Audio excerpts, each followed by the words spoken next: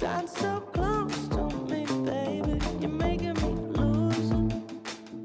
Way that you're moving. Hallelujah. Hallelujah. We've been around this town, but we have never been here before.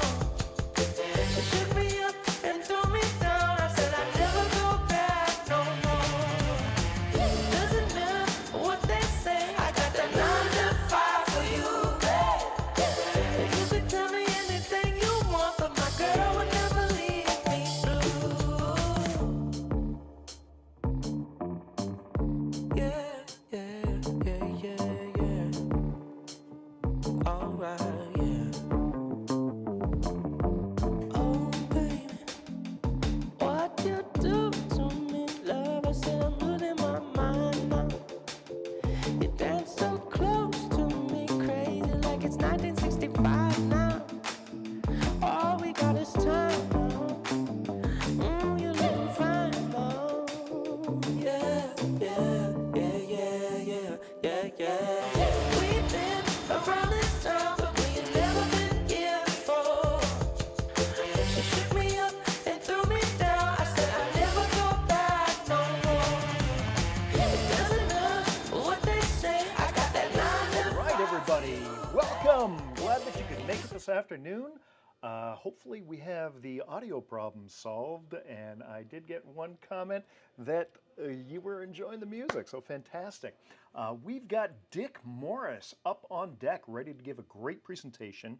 If you have seen Blue Cat Productions YouTube and Facebook channels today, you would have seen an interview between Dick and Ian Bruce that we shot early this morning. We had to break the interview into 2 parts for the Instagram, and that will go up immediately following this presentation. But yeah, some great, great stuff. So I think you're going to really enjoy today's presentation.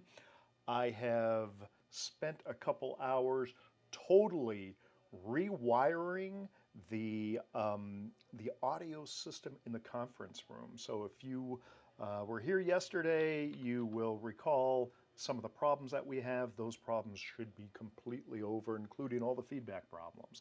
So we are just under 5 minutes until today's presentation. Dick Morris talking about his fabulous collection. And if you take a look in the conference room, there's Dick right there with Stu. And they're just waiting for me to give them the go-ahead. But we're not ready for the go-ahead. We've got about 4 minutes left. So hang out, listen to some tunes, and we will be with you in just a few minutes. Chee-hoo! Doesn't matter what they say, I got that 9 to 5 for you, babe. You can tell me anything you want, but my girl would never leave me blue.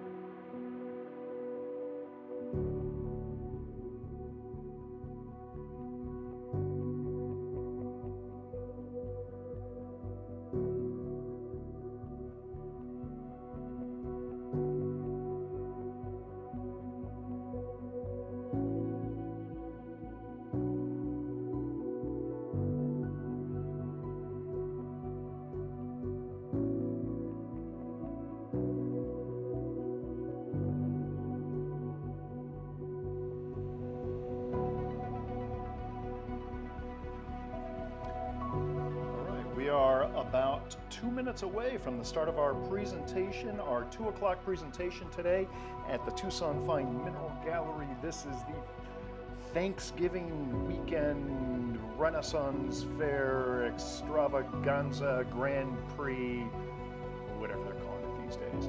And there is Dick and Stu in the conference room, ready to go. I think we've got everything all set, and I'm going to give them the go-ahead to start whenever they're ready.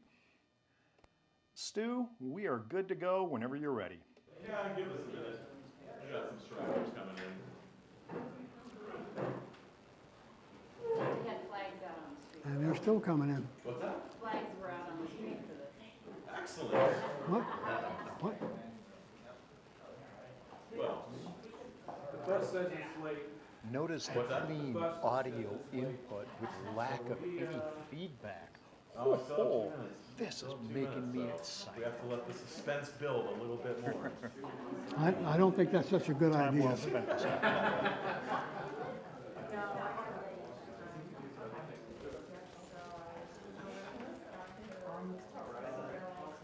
They're still coming in. Here comes another one. Well, as you can hear, the people are still filing into the conference room there. Let me give you a live shot. Look at that. I mean, that is a pretty well-attended talk. We are still Saturday, 2 p.m. local time, and really thrilled to see some of you. So, hope you are going to really enjoy I this. think we have a full house. Ian Bruce right there. You didn't think so? I think this I is had gonna no be a idea. great presentation. You underestimate And yourself. again, Yeah, check no, out the I just- interview that Ian and Dick had earlier this morning. So let's do a quick zoom in there. And Yep, they're still coming in here. still coming. Was that Tony? Tony Podacek is in the house. Because nobody wants to make cases, so Tony knows where the keys We actually are. have a really good turnout here. He's for on the Finding spot. Reality. Zoom back out. I don't think there's enough room in here for you guys.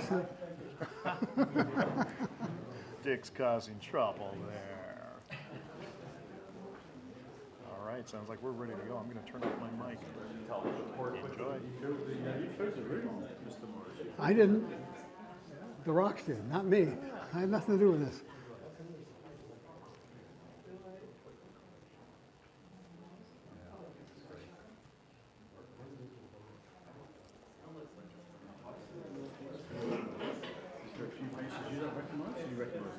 Pardon me? Is there a few faces you don't recognize? Yeah, oh yeah, there's some, but I can't, now it's too dark for me to tell you. But there's some I don't recognize, yeah. A lot of them I do, A lot of people came from out of state. yeah. Yeah, I can't tell, but there's people here. It's a nice thing with the Arizona. Little things. Good thing Tony hold me up again. Yeah. I guess he's worth waiting for. I don't know where he went. Said he's grabbing a beer. Or tomatoes, I don't know. Maybe both, one of each. One to drink, one to throw. Yeah, I expected tomatoes. Oh, he already did. So,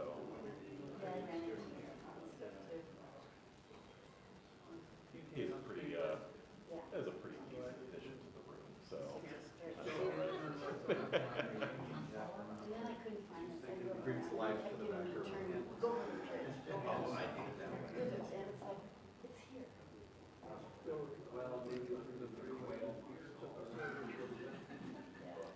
Little do we know, we should sit down there eating our lunch. Oh, there we go. Oh, no, it's 2 beers, no tomatoes. Oh, Tony Podacek needed a beer. Tony is well known for being the traveling bar.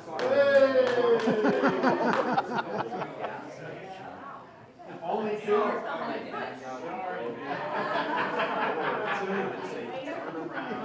I've got a feeling this is going to be our best song by a country mile. They're back there. I was in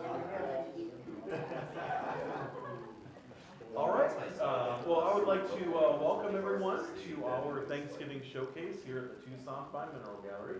My name is Stuart Niebert, and it is my honor and pleasure to introduce to you Dick Morris and his speech on the Dick Morris collection and its collecting.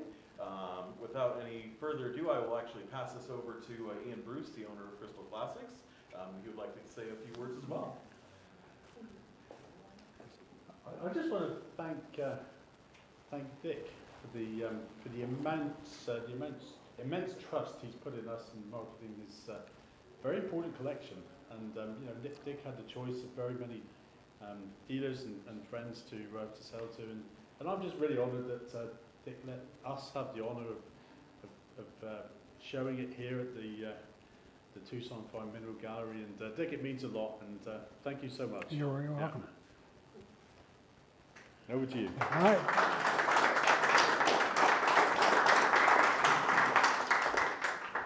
I thought that was it, the applause, and I could get out now, right? No? All right. I'll talk a little bit about the collection, how I started in the collection, and some photos of the minerals, some of the minerals that are in the collection, and some of the field trips that I was on. Bisbee, of course. I can't say much about that. It's just my best Bisbee rock. Another Bisbee rock. These are all for you, Mike. Some of them, I didn't collect this. Of course, you can't collect Bisbee, so I acquired them either through friends, through customers, or trading with other people, through other dealers, or in some cases, museums. Again, we're still in Bisbee. This copper's 3 to 5 inches. I should give it just a nice piece. More Bisbee. Mark should recognize that piece. And a good piece from the Sacramento. One of the places I collected with my friend in the back with the beers. I'll talk about it a little bit now, and more later a little bit. Tony was nice enough to invite me on a property he knew about, or had information on a place that might have calcite crystals. So he invited me to go along on that trip, and we went up there for how many, 2 or 3 days, Tony? Yep. Something like that, and that's just one of the pieces. And there, as I get further into this, I have a couple more pictures of what were some of the pieces we got. Back to the flux. I spent a lot of time in the flux. Hit one decent pocket out of there. Mark and I spent many trips in there and didn't do anything. It's very difficult to collect, but some nice pieces. I guess this would be my second favorite mine that I've ever gone to. I've been to the Grand Reef in the beginning of my trip. And I should back up a little bit and say I started collecting probably almost by accident. I was in my mid-late 20s. I did a lot, and I forgot to talk about this at all. I had spent a lot of time outdoors, ghost towns, doing other things like that. And where I was employed, one of the customers that came in that I got to know fairly well turned out to be a mineral collector and a field collector.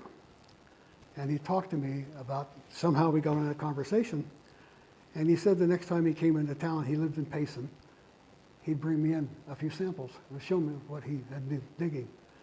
And sure enough, about 2 weeks later, he came in with a little flat, a beer flat. They had a few things in it. It had several Apache vanadinites in it. They weren't big, they were little. Some pieces, some loose pieces and scraps. He called them scraps. I didn't. I thought they were unbelievable. There was about 6 pieces of wolfenite in there, some quartzes, and that did it for me. I questioned him about us, and he said that he was a field collector, and he collected a lot in the Apache and other places.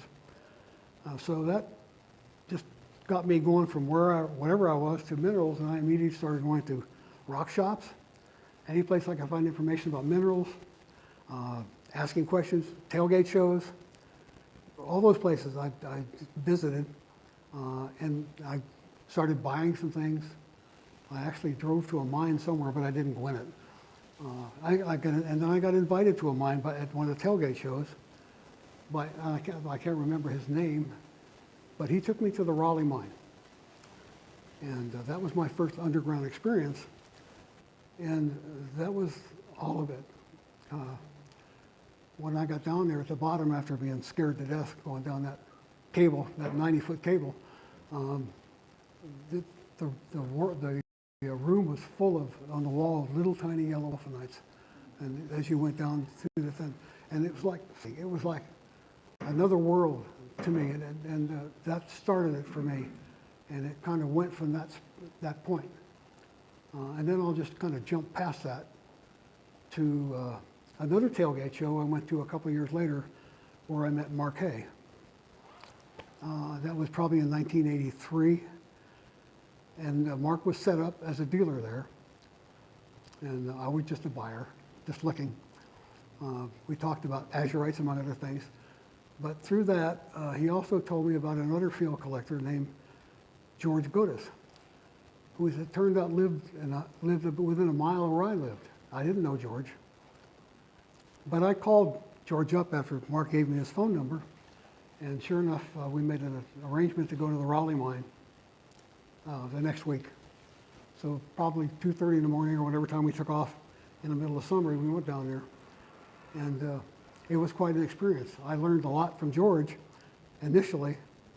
I didn't find anything. George did, but I didn't. But that's how it goes sometimes.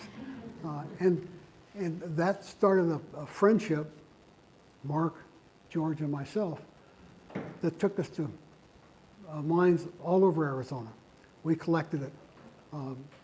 Mines, I could just start naming them. There are lots of, but anyway, that kind of got me collected, and from that point it was just, I was in love. I had no focus yet on, except it was, I was just collecting things from different places. That came later. Another cerusite from the Grand Reef, and a linerite from the Grand Reef. What's the story behind this one? This one was collected by David and Mike Shannon, probably in, I'd say in the 70s, pretty close, I'm not sure. Mark, you may have a better idea about that than I do. Somewhere there, 70s or 80s. Yeah, 70, maybe late 70s, early 80s. They did quite well at the Grand Reef.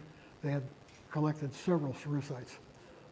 Some very nice ones. That's the largest one they found. When Mark and I were fortunate enough to get the collection from Dave's wife, these were in it. And I was fortunate enough to wind up with this one.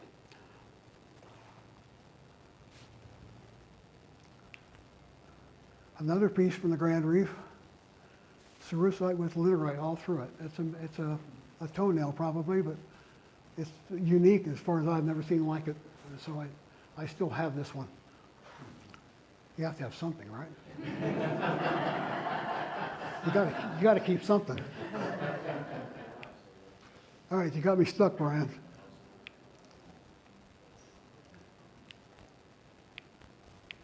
There we go. Get away from Bisbee, Grand Reef. We got it. Thank you. Ray Coppers. This one was collected in the mid-70s. I know who collected this. John Metis, Copper City Rock Shop, who I'm sure a lot of you know, collected this when he had the contract for Ray. It doesn't seem to like me anymore. This I acquired on a trade. That came out in the same time, in the mid-70s. It's a big spinel from Ray. It was an ex-Susie Davis piece. Some of you may know who she was. I was quite happy to get it. And sometimes you just have to, again, you can't find them. If you have an option to trade some good minerals for a good mineral, you take advantage of that when you can. one of my favorite rocks, live oak. It's a piece that you've had to think about it very long. You just might have to keep the collection because it's just so nice. Can't dig there. Can't. This is from Christmas, the Christmas calcotrichite. John Meadows collected that in the 70s. Hi, sorry to interrupt. It's a little bit hard to hear you in the very back there with the microphone. I don't, is that better? It's got me mic'd up, but maybe it isn't. Oh, okay. Is- That is- microphone probably isn't on, just the one on your lapel. There's a way to turn it up, and I don't know how. He just, I think he is. I need to be rescued.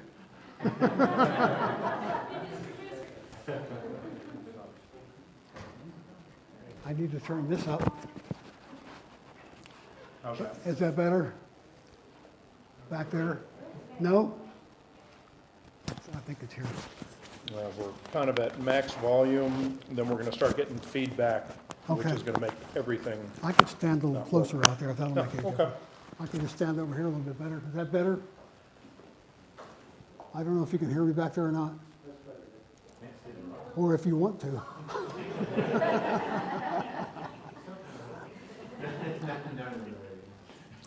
Anyway, this for a calcotrite is a prize. It's very, very good. I wish I had collected it. Did you want me to get you a beer, Dick? I'm thinking at least you didn't bring tomatoes in, so. This came from the Homestake mine, and this will go from almost to skipping through all the collecting that Mark and George and I did, all the places we've gone, to Defiance, Silverbill, Red Cloud, Oyuma. The last place that Mark and I wound up was at the Homestake mine. And this is a piece that I collected the first time we went there. And Mark and I had gone out to the Homestake, not to the Homestake, but that area looking for fluorite. And mostly to the Hardy mine and some other places. There's a big area out there. And I think we saw their sign on the road. So we drove up. There's a sign there, but it said Homestake Mine. So we drove up to the mine, and there were two guys there working under shade. Randy McIntosh and Mike, I can't think of Mike's last name, working there, and they were looking for gold.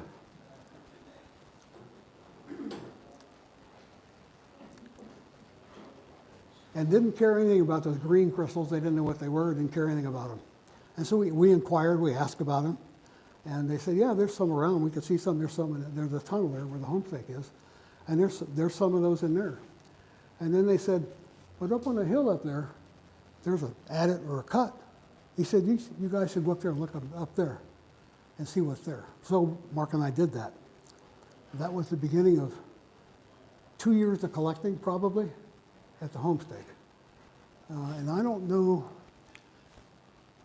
there's another one I collected at the Homestake that was early on. Mark would kill me for that. It would just have to be in a pocket like that.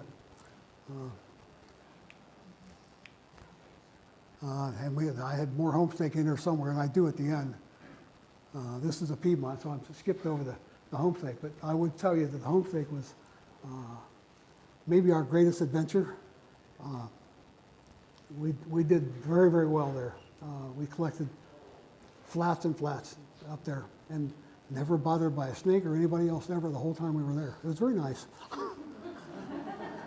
Back to the Piedmont, which is a place that I don't know if it exists or how it existed. There's stories about the Piedmont, about how it was found, somebody blasted a pocket and all these crystals are in it. I don't know how accurate that is.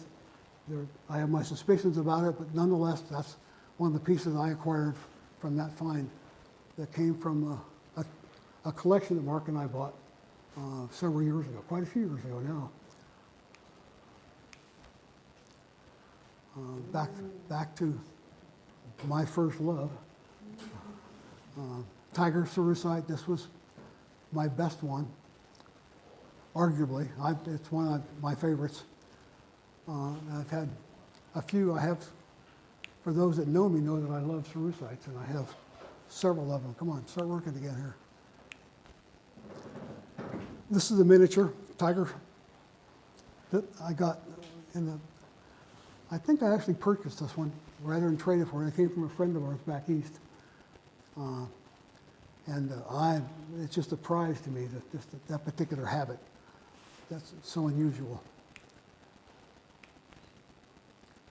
Still at the tiger, difficult to see the linerite crystal and cerussite inside a matrix that was collected probably in the 60s. I don't know when it was collected. It's old. I traded it. Anna would know this. She's back there somewhere. I traded it out of the museum several years ago.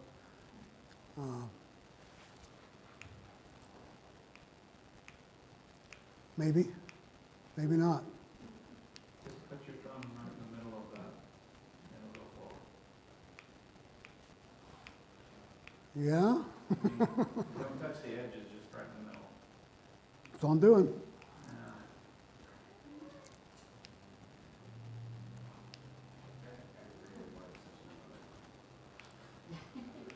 Well, I could just talk. Better if you just come in. Use the down arrow on the keyboard. Down and up. I guess you can use these. That would be advance. That would be back. That would be forward. Okay. That's not. Let's not do that. There we go. So just those two. This one, this one. Yeah. All right. I don't really want to be in this corner. Yeah, that's forward. Yeah. Again, tiger, lead halite. I can't tell you when it came out. It's just one of the pieces in the collection that this is a tiger pseudomorph that I made a trade with Mark Hay. I forget when I traded him, but I took advantage of him. Being honest, tell the truth. And it's the truth. I can't get around that. I'll go back to it again. Maybe. Nope, I didn't. There you go. There. It's so nice, we should look at it again, Mark. What do you think?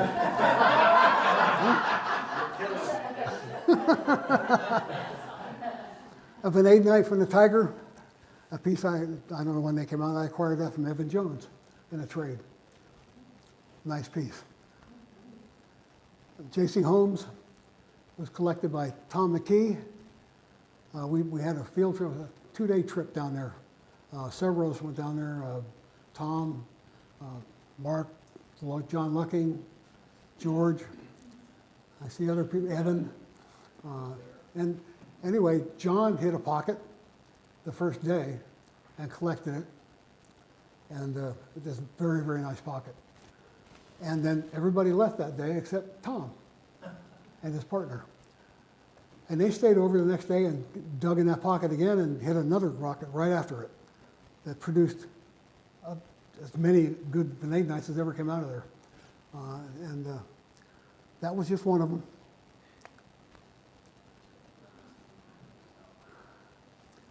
I can't say enough about the Oyuma. A piece that I got in trade, it was a Tom McKee piece that when Tom passed away, his collection went to the Sonora Desert Museum, and the curator at the time wasn't particularly fond of this or some other things, and I had a piece that he wanted. So we made a trade. Mark's still mad at me about that, but it worked out well for me. Oyuma, a piece I got, and I talk about this a little bit. I'll back up a little bit. This piece is an old piece. It probably got collected in the glory hole in the 30s. And I'll back up a little bit and tell you about how I acquired it. Some years ago, we were dealers probably at the Executive Inn then, I'm not sure. But we were on the Tucson floor at the main show. And there were 3 or 4 of us standing around talking. And this guy walked up to us and said, "Anybody want to buy an Arizona rock?" And I said, "Yes." I don't know if I said it in front before, but anyway, I was the one that wound up buying a rock from him. It wasn't this rock. it was a Bisbee copper, a small cabinet of copper with cooper crystals all over it. Anyway, I made a deal with him. His name was George Feist. I don't know if any of you knew him, knew of him, but I got to talking with George, and he told me he had 3 suites at his house. He had a suite of fluorites and calcites from Tri-State. He had a quartz collection, and he had an Arizona suite. So I was immediately interested. By that time, I was very focused on Arizona. I had long since given up anything else. And so I went back. He lived in Long Island, so I went back to see him in the fall. And this was one of the pieces I picked up from him. It's, to me, quite good. And I got several things from him at the time. A hilltop. This is out here in the collection. The hilltops out there. There were some other things I picked up. But it was quite an adventure to go and see with George. He was very interesting. I don't know if any of you ever knew him. He was quite a trip. From George, when I went and saw him, he picked me up. We had dinner at Chick-fil-A or someplace like that. Oops, let me go back. If I don't screw this up. And I did. I don't have my glasses on here, but I'm going the wrong way. I'll just tell you the story. And from George, I just backed up here somewhere. That's all right. I'm going to put little color tape. There you go. So it's easier to see. For those of us older people who don't do well with this, I need to go back a couple. Okay. That or back? Back. And more. More. No, there we go. So we spent the night talking rocks. I might have got an hour of sleep. And he asked me sometime during it, do you know somebody named Phil Scalise? I said, no. He said, well, that's where we're going to go tomorrow morning. So I got to meet George, and then I got to meet Phil Scalise. I was tired. I could stand up. But anyway, Phil and I got to be good friends, and we've done several things with Phil over the years. Mark and I have made trips back to see him. They've come out and seen us. We've taken them out to underground and mines. So for me, that's part of collecting. That's part of, sometimes you just don't know what you walk into until you get there. And for me, this was a real treat and a real opening and a real pleasure to meet these people. We'll go there from there to the Western Union. Mark and I don't know, we researched it, or I did, or we did. I don't remember, or how we found it. But we found it. It's in northern Arizona, Mojave County. Mark and I made our first trip there, and we hit a pocket the first day. It's a little rat hole that there are snakes in all over the place. But it produced arguably some of the finest vanadinites of that habit we've ever seen. And we did quite well. They're collecting, that was their first trip there, and that was the first, I think the first pocket, maybe not. Maybe it's the one you and George hit. I don't know. This is a North Geronimo wolfenite. It looks like a red cloud, but it isn't. I spent time there helping other people. I never collected, per se. I never had the ownership of it. Several people have. But I always thought it was a really pretty specimen. Again, this is from the North Geronimo, and I don't know if George collected this or Glenn, I'm not sure. But I got it. I traded for it, nonetheless. And lucky enough that it wound up on the cover of one of the magazines. So more of the North Geronimo pieces. Back to glove.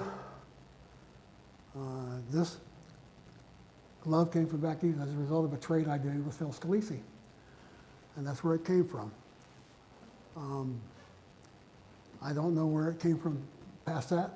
It doesn't matter. But to me, it was a prize to get that habit, that particular habit on a glove wolfenite was very difficult to do, and that's a very good one. One of the pieces I got is the Hilltop. And I got that from Stan Espenshade many years ago, probably in the 70s, 80s, somewhere in there. I wrote down a bunch of, in this piece, Back to the Red Cloud.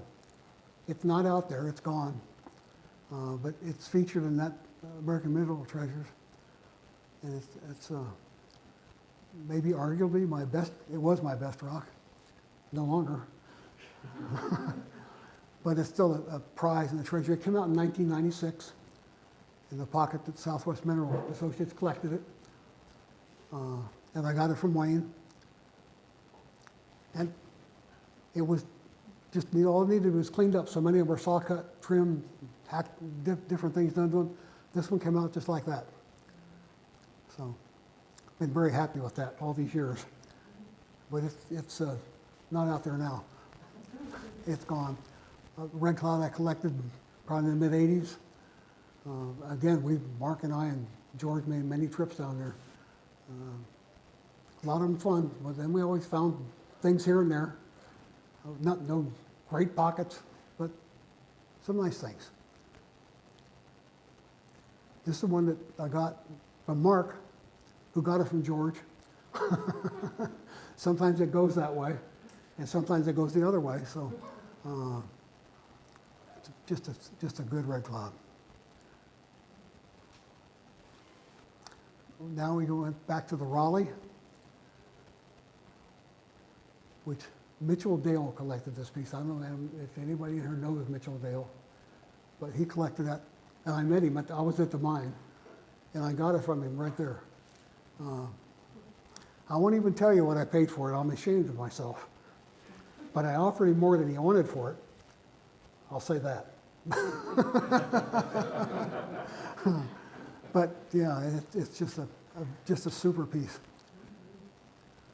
This is Raleigh. George collected this one probably in the mid-'80s, like so many of them came out. I think that's around, that's just a good guess. I don't remember. I remember going to his house, and he opened up the flat, and this was in it. And he said, make me an offer. And I did. And I got it. Can't say much more about it. Another Raleigh piece that since I've owned that piece, I've had maybe 20 people want to buy it from me. But I never wanted to sell it. And it was out here. It's not anymore. It's gone. This one was collected at Raleigh, not by us.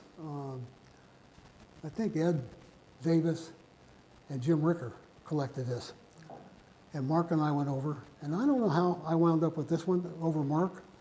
Somehow I did. No comment. No comment. That's a good answer. Yeah. Remember, there's ladies president here, Mark. And this is a piece from the '79 mine that George collected at Smithsonite on hemimorphite. Very unusual, the form of this. It's just a gorgeous piece. And it's still out there. It's just, there was only like 3 or 4 or 5 of these that came out like that. And this is one of them. Again, a '79 red dot that Mark somehow beat it out of me. I don't know how, but he did. Back to the Western Union. A different habit from the Western Union. Produced crystals like this. It produced the ones before, and it produced another different habit entirely that were just almost like sheath or feathers or something in pockets. And once in a while, even straight, I had to go to get a pyromorphite. Secondary lens and pyromorphites, I had to have one, or 2, and cerusites. And just a piece, I just loved it when I found it. But it's Morocco. And this is Wheatleyville, Wheatley, another cerusite. You might think I like cerusites, huh? Somewhere along the line, Mark and I and George decided we wanted to be mineral dealers. And we worked and got a room at the Travel Lodge. I think there's a Travel Lodge. It was room 101, It was at the bottom of the back of the building, the corner. The only thing close to it was the canal. But that's where we went for a couple of years. We finally got up to the second floor after begging. I think it was Tom Palmer who was managing it then. We got up on the second floor, and then that was okay, but not, we wanted more than that. So we eventually got into from here to the executive inn. When we got to the executive inn, we got put on the second floor. And after a year, maybe 2 of there, we wanted on the first floor. We didn't want to be on the second floor anymore. The traffic was down below. So we talked to Marty about that, and he wasn't having any of that, but he finally relented and said, well, if you get somebody to partner with you, I'll get you on the 3rd floor. So we got Gene Myron to partner with us. Now, if you can imagine our Arizona Minerals in here in these cases not like these, but, and Gene came up with a case of Kongsberg silvers, barrels, the whole different thing. It was very interesting. And people would walk in the room and say, give this to Gene, and he'd hand you a barrel crystal about this big and leave it or throw it in the bed and walk away. Something different for us.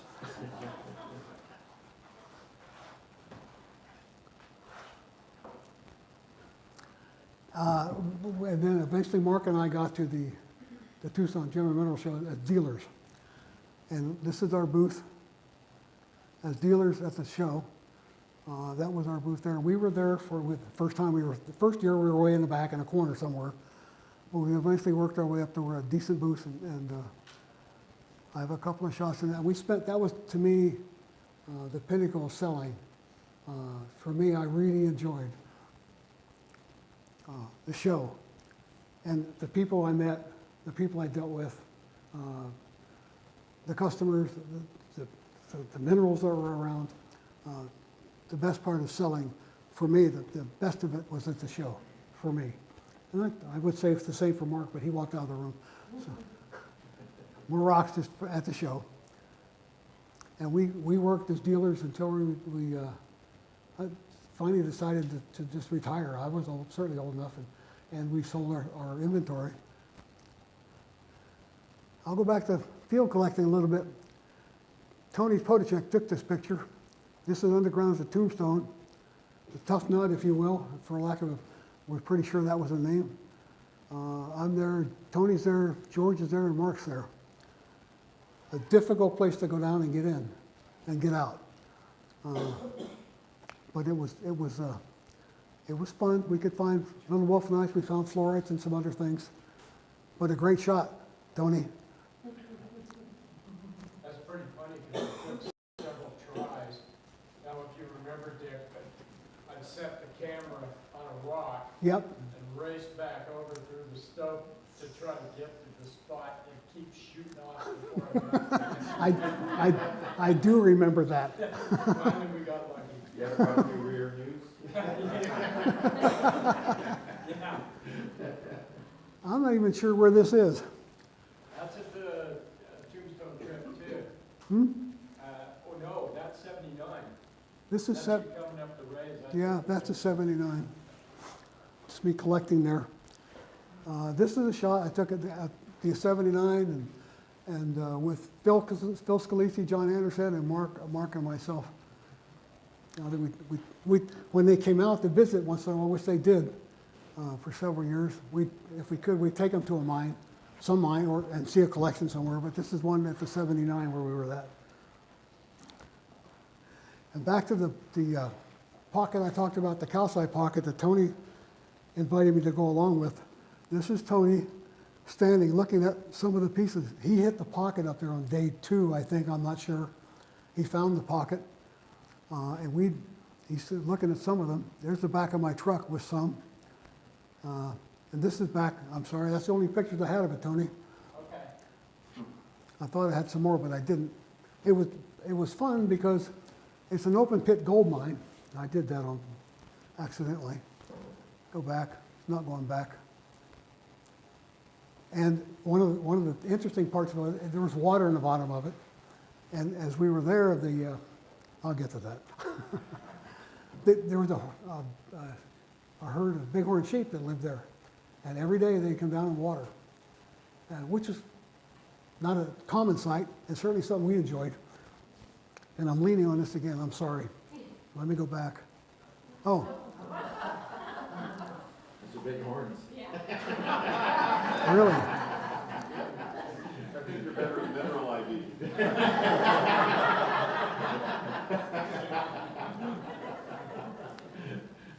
Graham Sutton and I did a project at the Grand Reef Mine. Graham drove this big truck, and Graham here? No. And during the first night we camped out there, sitting there, where Graham had food in the bed of the truck, on the side of the truck. We heard this noise, just carrying on and carrying on. So one of us flashed a light real quick, and we saw this guy who took off. So the next night, we knew where he's coming, and we're about where he was. So the next night, when he came again and he's scurrying, I just didn't have just a regular camera. I just took a chance and took a shot in the dark, and that's what I got. I won't put any names on that little guy, but it's fun. And I can't, this is Homestake. You can kind of see some of the diggings that Mark and I were doing. I guess that's me right there. And some tarps, because it was really hot up there. And we just dug right through this on the top part of this area, and there's some rocks and flats of Homestake there. And this, where do I go? Back to the puzzler. I jumped about, that's how the slides are. Again, we did a lot of research, I did, at the Department of Mines, looking up mines, and we found this one, the puzzler, and as far as I know, no one had been there before. If they were, we didn't know about it. So we drove down there, passed a sign that said no entrance, and collected there. This was the entrance to it. Just slid back on a little rail car right here, and it was straight down, 190 feet straight down, one ladder, about 4 out of 5 levels, I think. Each of those levels had vanadinite, and all of them were different colors. Almost, they're from gray to green to brown, and every one, there was vanadinite all through this mine. That's me going under it. That's the ladder you went down. And it wasn't too bad going down it, but when you're coming up it with 4 flats of vanadinite wrapped in a rope, and you have this pipe to hang on to, that's all. So each step you take on a vertical, you got to be pretty careful. I just thought it was a good shot. Back to the Western Union. This is looking inside of it. It's just a small mine. Again, inside, that's just not much digging. And just I can't even describe it. The whole thing can't be more than 20, 30 feet inside that hole. But it has some wonderful vanadinites in it.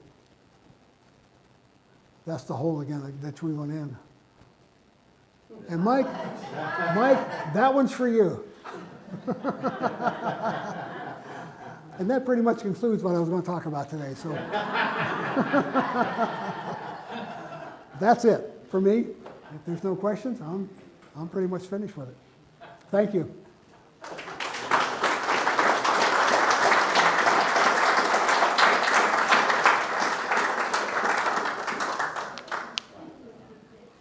I know I left out Copperopolis and some other ones too, but that's okay. So Dick, how many pieces did you have? Pardon me? How large was your collection? How large? How many pieces? Yeah. I don't know.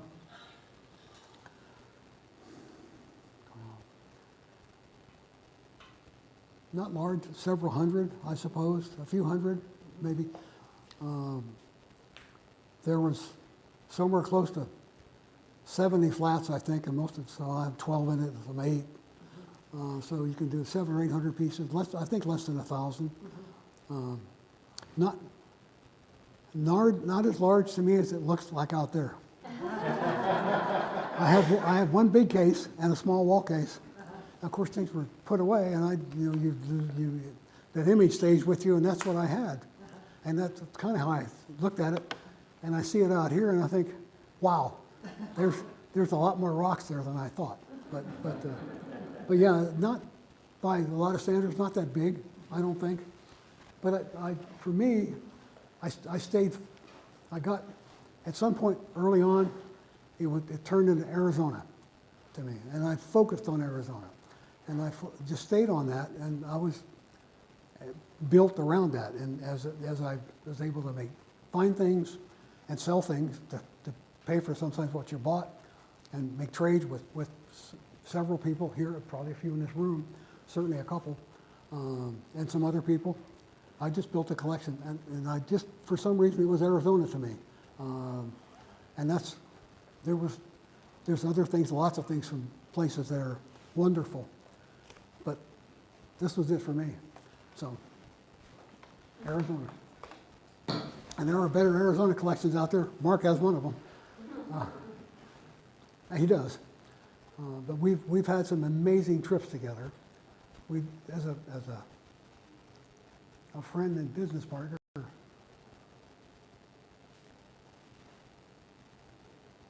couldn't do better. You couldn't do better. You know, let me tell you guys a quick story. I don't think I'm going to like this, but And I hope I didn't miss it. I was looking for a rock, and I was going to interrupt when that rock came up. But that's why I erased it. I was selling in Phoenix at the Flag Tailgate Show. And at the time, it was 7th Street up north in a dirt lot, and I had this banquet table and all my prizes. And this was like 83, 82. And I've been over to Wayne Thompson, the god of Arizona minerals, and he had these Morenci agrites. And I picked a group of them. They were these out of the crystal pocket, crystal zone we call it. And they were wonderful prismatic things to a whopping 3/16, maybe a quarter, maybe over that. And I was very proud of them. Wayne had the contract at Morenci. So I got them from the horse's mouth. And I thought I'm on the table, and this guy walks up, never met him before. And he's looking around, and he goes, oh, some of the new Morenci stuff. I'm looking here, and I'm like, yeah, you've seen this stuff. And he goes, oh yeah, I got one of those. He said, but mine's this big. I'm going, I don't believe I got these from Wayne. He has the contract, and I know Wayne well. So I'm like, this guy's full. You know, I don't believe it. That part's true. He looks around for a while. He's real friendly. He's nice. I like him, but not that story. And so next day, I'm out there. It's like Friday, Saturday, Sunday. And the next day, he shows up again. He's got this little white box. And I'm like, excuse me. I'm going to have a talk with Wayne. Because look at that. It does have a 180 crystal. And I'm like, who do you know? You know, who is this guy? And so we've been good friends ever since, and I thought, I need to get to know this guy. And I'll let you, he'll tell me where he got that rock. That's a two-way street. Today Hannah owns it, which is wonderful. She's made that jump into high quality Arizona. But it was a wonderful experience. And Dick's been an excellent friend, a superb mineral partner, business partner, somebody that I could trust when I wasn't there. You don't get partners like that very often. He would look out for my interests. Often, you know, we did nice things, and there'd be one nice thing and some okay things. We can't split it. So we could always rotate it. If he got it this time, next time was my turn. And it always worked well. For you.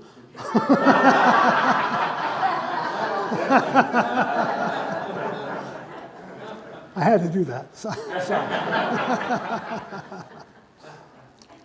Anyway, it's been for me a real treat, a real pleasure in my life.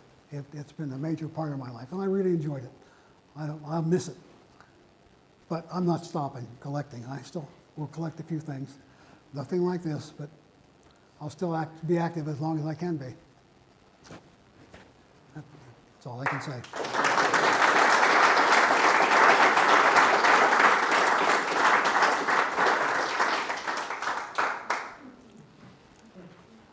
turn this thing off. I guess it matters. Brian will come in here and do it. Yep, there he is, somewhere.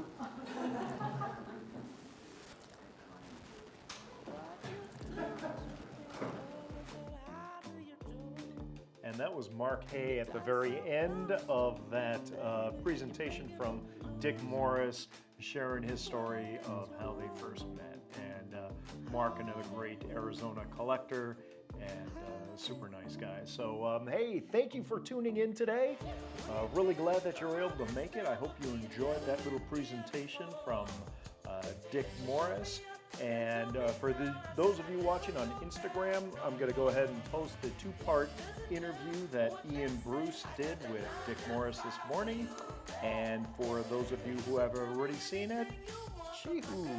All right, that is our final presentation for this extravaganza Thanksgiving weekend here at the Tucson Fine Mineral Gallery. Next time you see me in this seat right here, we'll be at the 2026 Tucson show, but I'm sure we'll see each other online between now and then. So thank you for tuning in, and be good. Aloha.